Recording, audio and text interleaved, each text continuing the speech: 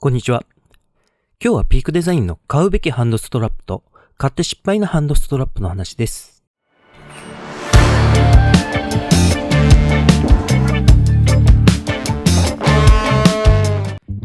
以前からピークデザインの商品をいろいろ愛用しているのですが、似たようなストラップが2つあり、片方は買ってよかったと思っているのですが、もう片方は使えなくて放置状態になっているので、今後買おうか検討している方はぜひ参考に見てください。まずはよく使うストラップ、続いて後半は見た目も固定もしっかりしているのに使わなくなったストラップの理由を取ってまいりますので、通して見てもらうと失敗しないためにもどちらがいいか分かりやすいと思います。ピークデザインがないって方もいらっしゃるかもしれませんが、カメラバッグからストラップまで出しているカメラアクセサリーブランドです。まずはよく使うストラップ、ピークデザインのこの CF-BL3、 こちらからです。これはスタジオ撮影などの時に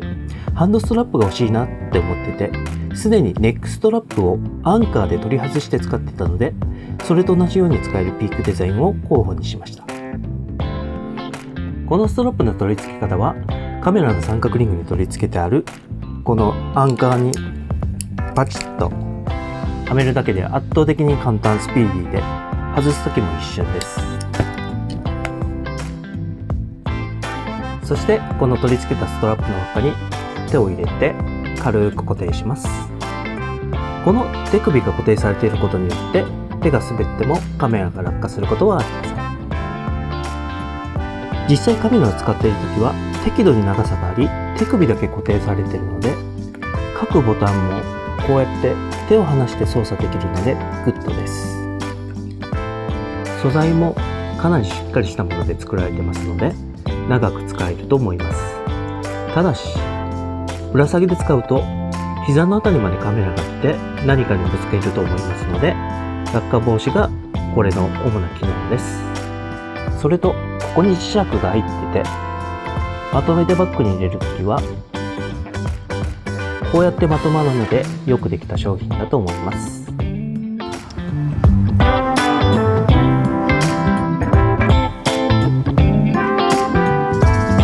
今度はあまり使わなくなったクラッチカメラハンドストラップ CL3、 こちらがなぜおすすめできないかをお話ししたいと思います。先に買ったのはこれで、その時先ほどのストラップと迷って、見た目と当時 YouTube に情報がなかったのでブログ系の情報が非常に良かったのでこちらに決めました。取り付け方はカメラのリングが小さいと大変ですが、こちら側をカメラの三角リングに回してここに引っ掛けます。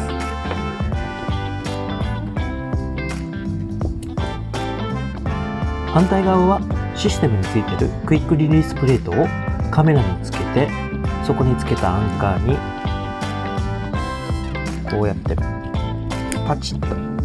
取り付けます。このプレートはアルカスイス互換で、ピークデザインのこのキャプチャー、これにもワンタッチで取り付きます。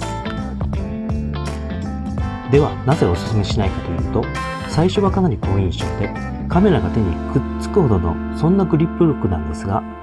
逆に手がカメラと固定されすぎてて、シャッター、各ボタン、それがもう全く押せなくなるような、そんなハンドリングになるからです。そしたら少し緩めればいいんじゃないかと思うかもしれませんが、そうするとストラップがこの位置に来て手が滑るとストッパーにならずにずり落ちるからです。シャッターも押しづらくてボタンも押せない、それが使わなくなった最大の理由です。2つの手につけるピークデザインのストラップ、片方は使い続けてて片方は使わなくなった理由を動画にしてみましたが、僕の個人的な意見なので使う方によってはもしかしたら違うことがあるかもしれません。ただやはり操作がスピーディーにできないのはピークデザインらしくない気がしましたので今回撮ってみました。もし何か質問などがありましたらコメント欄に書いてもらえれば分かる範囲で答えたいと思います。もし今日の動画が良かったようならいいねをしていただくと今後の励みになりますのでよろしくお願いします。それではここまで見ていただきありがとうございました。